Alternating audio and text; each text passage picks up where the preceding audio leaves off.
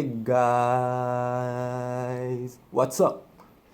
So in this video I want to talk about how do you survive a crisis, because right now we are going through rough times with this coronavirus, and so this video is about how to survive a crisis, any crisis, whether it be recession, the Great Depression, a virus out, a pandemic.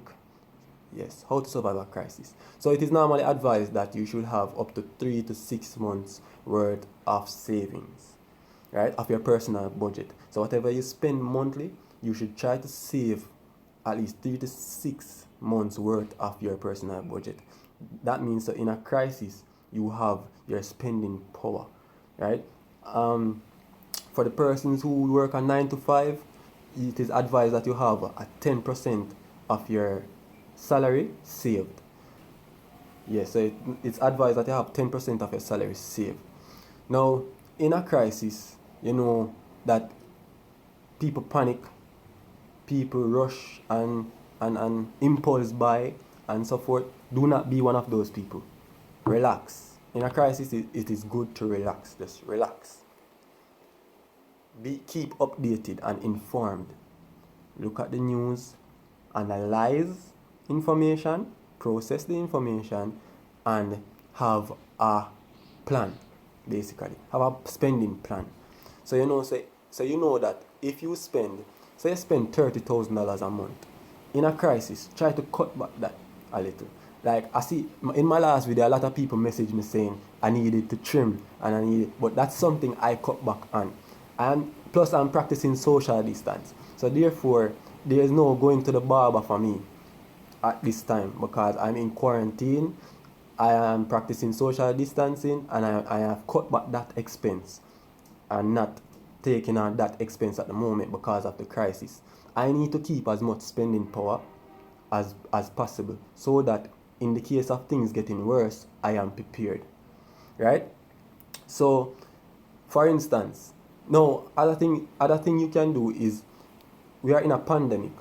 Therefore, what you should do is buy a 2-week supply of food.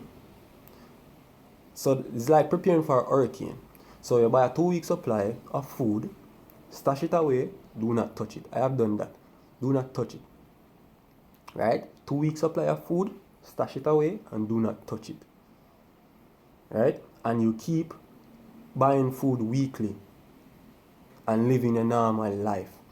So that if tomorrow the news comes that society or economy is going on lockdown, you are prepared. You have a 2-week supply of food stashed away that you haven't touched, right?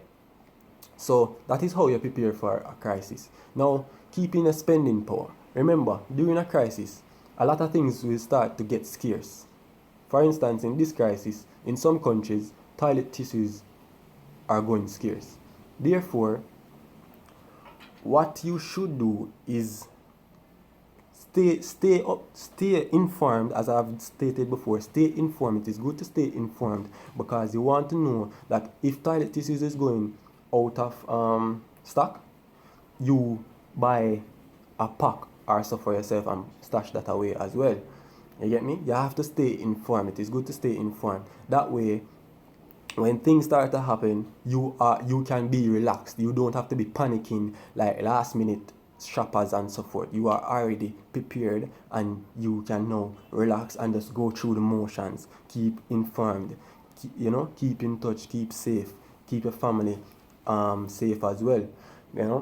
Now in a crisis, it is also good when you have that pressure alleviated. Now you can now look for opportunities, because what if you're a business person and in the crisis your business take a huge hit?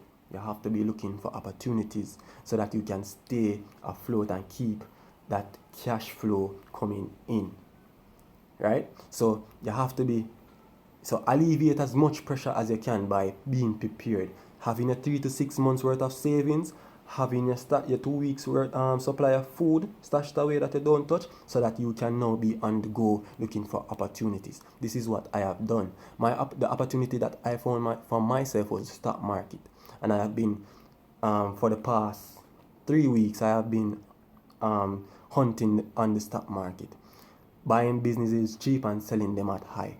So You have to be doing these things during a crisis. I hope you like this video. Click the like button. If you want me to do a part 2 to this and go more in depth on how to survive a crisis, I can do a part 2 with some more information, but these are the basic steps that you need to take during a crisis. You know, I have bought 2 weeks worth of supply of food and my family don't touch it, and we keep buying weekly, like living normal lives, taking the necessary precautions. I've cut back on my expenses like trimming, entertainment, and so forth. I've cut back on those expenses, and so I can keep my spending power. So in case of a price fluctuation, I am prepared. If toilet tissue should get scarce and the price goes up, I'm prepared.